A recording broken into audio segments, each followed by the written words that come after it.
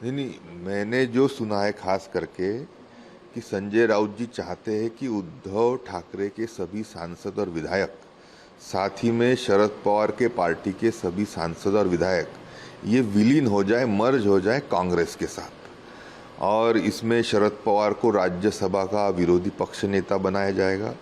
और ये भी सुना है कि उद्धव ठाकरे को महाराष्ट्र कांग्रेस का प्रदेश अध्यक्ष बनाया जाएगा। तो ये जो संजय राउत की इच्छा है, इसके ऊपर वो कार्य भी कर रहे हैं। शायद इसी से नाराज होके उद्धव ठाकरे के सांसद दिल्ली पहुंचे होंगे, शायद लोकसभा के अध्यक्ष से मिलना चाह रहे होंगे।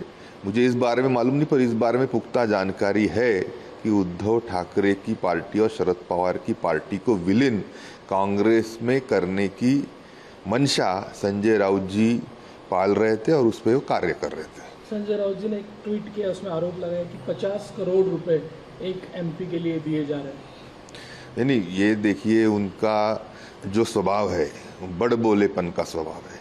हर रोज सुबह उठ के 9 बजे कुछ ना कुछ ऐसी सनसनी फैलाना ताकि उनके ऊपर सभी लोगों की निगाहें जाए, ऐसा मुझे बिल्कुल नहीं लगता।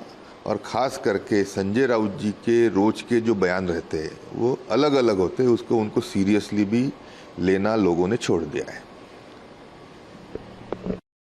पूर्णत्वाकडे जाताना दिसतंय।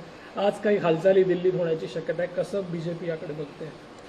आणि आम्ही जे ऐकलं होतं आणि अतिशय विश्वसनीय सूत्रांकडून ऐकलं होतं की संजय राऊतांचे प्रयत्न होते की उद्धव ठाकरेंचे खासदार आमदार, शरद पवारांचे खासदार आमदार हे काँग्रेसमध्ये विलीन व्हावे आणि त्या माध्यमातून शरद पवारांना राज्यसभेचं विरोधी पक्षनेतेपद आणि उद्धव ठाकरेंना काँग्रेसचं महाराष्ट्राचं प्रदेशाध्यक्ष मिळावं, यासाठी त्यांच्या हालचाली होत्या।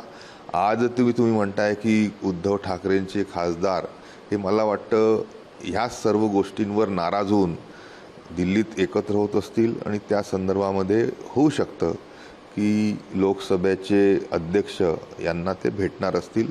या संदर्भात आम्हाला अजून काही जास्ती माहिती नाही।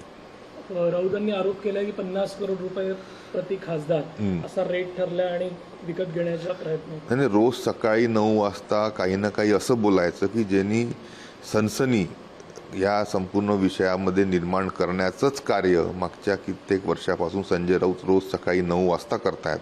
म्हणून त्यांच्या कोणत्याही वक्तव्याला सिरियसली आता जनता किंवा नेते नक्कीच घेत नाही।